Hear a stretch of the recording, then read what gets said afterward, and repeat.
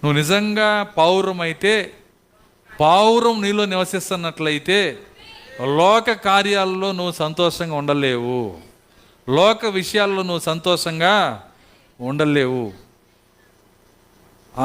ఆ సినిమాలు, ఆ టీవీలు, అందులో వచ్చే ప్రోగ్రామ్స్, వాటన్నిటినీ ఇష్టంగా నువ్వు తినలేవు. ఎందుకు తినలేవు అంటే అది తింటే అది నిన్ను చంపేస్తుంది, అది నీకు అరగదంటుంది. అది అరగటం అంటే ఏంటో కాదు, నువ్వు సంతోషపడుతుంటే నీకు అరిగిపోతుందని అర్థం. అది అరగటం అంటే అర్థం ఏంటంటే నువ్వు ఆ కార్యాలను నువ్వు సంతోషంగా చూస్తున్నావు అనుకో, అది నీకు అరిగిపోతుంది. నువ్వు దాన్ని సంతోషంగా తీసుకోలేకపోతున్నావు, అక్కడ కూర్చోలేకపోతున్నావు. 4 రోజుల నాడు తిన్నదే అరగలేదు, ఇప్పుడు పోయి నాకు కూర్చోబెడితే కూర్చుంటాడా? ఎందుకని?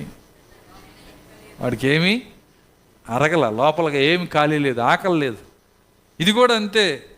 ఆయన అంటున్నాడు, మరియు దేవుని యొక్క ఒక నిజమైన తిరిగి జన్మించిన పరిశుద్ధునికి లోకపు కార్యాలతో ఇక ఎటువంటి సంబంధం ఉండదు. ఎందుకంటే అతడు ఎటువంటి చేదు లేదు, ఇక ఎంత మాత్రము లేదు. అతడు కోపంతో నిండిన వైఖరిని కలిగి ఉండి గొడవ పడుతూ, వాదన చేస్తూ, మరియు ఏదో ఒక విషయం గురించి తర్కిస్తూ ఉండడు. ఏమంటున్నాడు? చాలా చాలా గుణలక్షణాలు ఇచ్చాడు ఇక్కడ.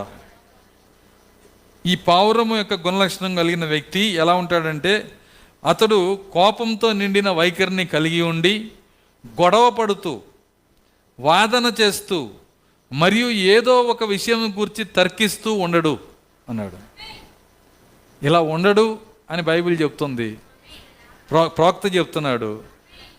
దాన్ని ఎత్తబడే పావురం పట్టుకోవాలి, దాన్ని ఎత్తబడే వ్యక్తి పట్టుకోవాలి. ఎందుకంటే ఇది వాగ్దాన సంబంధమైన భక్తి. ఇది ఎవరికో చెబుతుంది కాదు, ఇది అందరికీ ఉంది. తీసుకున్న వ్యక్తికి శక్తినిస్తుంది ఇది.